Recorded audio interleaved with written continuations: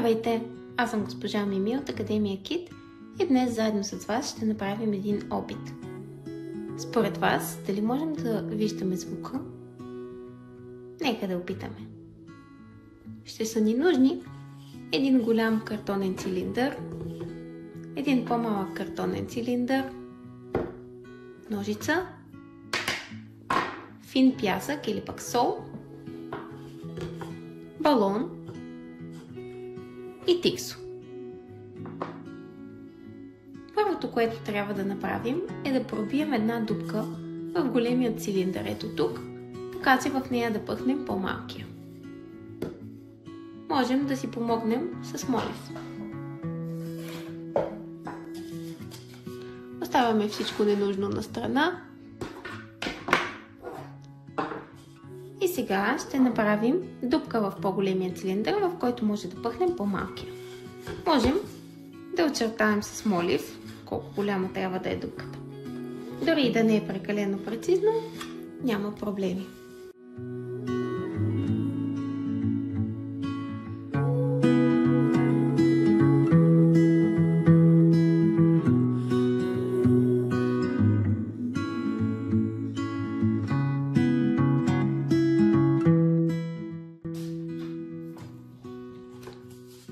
След като направихме дупката, взимаме нашата тръба и я пъхаме вътре, така че да влезе леко под ъгъл.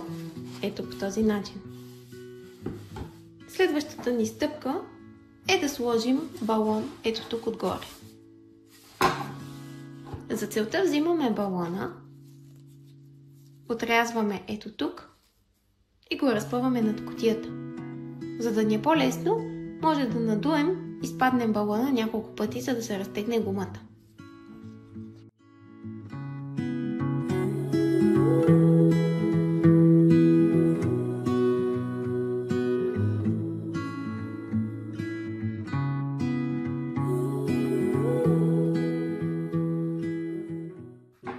Сега отрязваме ето тук и хубаво разпъваме балона над горната част на тубичката.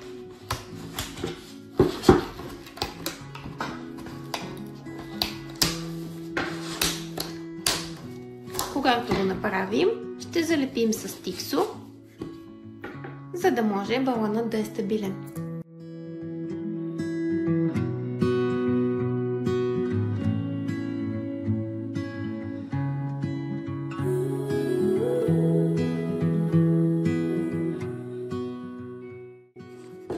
Отново пъхваме тръбата в дупката и сме готови с сглобяването на нашия турет.